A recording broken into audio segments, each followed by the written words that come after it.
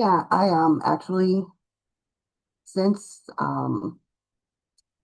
the emergency expired and everybody has to recertify this now. I recently had to do that. Um, I set up an interview through the DTA Connect app and submitted my recertification through the DTA Connect app, and they gave me an appointment for 10:15 on a Thursday morning, which actually conflicted with a doctor's appointment I had scheduled. Um, but rather than try and change it and reschedule, I rescheduled the doctor's appointment because getting SNAP is making sure my family has food, I have food, is more important than getting a new pair of glasses. Um, so at 10:18 that morning, I got a phone call.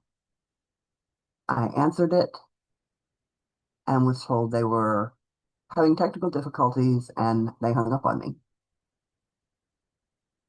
And I was like, okay. And 3 minutes later, I got a notice saying that I had missed my appointment and therefore I would have to submit these forms, whatever, whatever. And I was really annoyed. Like, I didn't miss my appointment, you did. Um, and they did actually call me back about half an hour later. A DTA recertification person. They have specialists who are doing the recertifications. Called me back, very brusque, started in asking me questions, very businesslike. And I mean, I know they have their job, they're doing their job. And after I answered a couple of questions, I said, I realize that this is not your fault. And I am not upset with you or angry with you. But I do feel like it's important that this be recorded, that this is what happened. And frankly, I'm a little bit annoyed because it looks like I was uncooperative. And it was not me. It was you. Not you, but she goes, no, I get it. And I'm so sorry that happened to you. And that like broke a wall.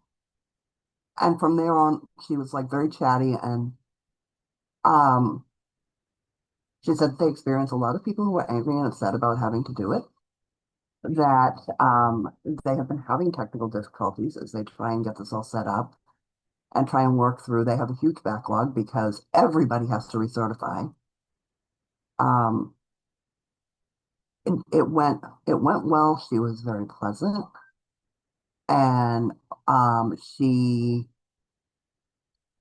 was careful to explain, and she asked all these questions that we are trying to make sure that we get any exemptions that you're allowed. We want to make sure that you qualify for the most amount that you qualify for, which was good to hear. I know because I'm on the DTA advisory board, I know that their goal is to keep as many people on SNAP as possible and to make sure that everybody who is recertifying um, notes anything that could change the amount that they qualify for.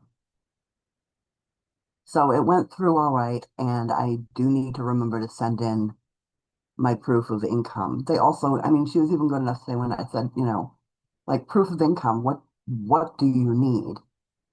And part of it was unclear, and I was like, okay, expenses for work or all of my expenses? Because oh no, no, no, for this, it's just work. I can also self-certify because I'm a contractor who doesn't have a steady work schedule. I can research, I can just say how much I make and how much my expenses are, and then sign it and date it, and they will count that as proof of income, which is also good to know because they don't publicize that, or otherwise everybody would be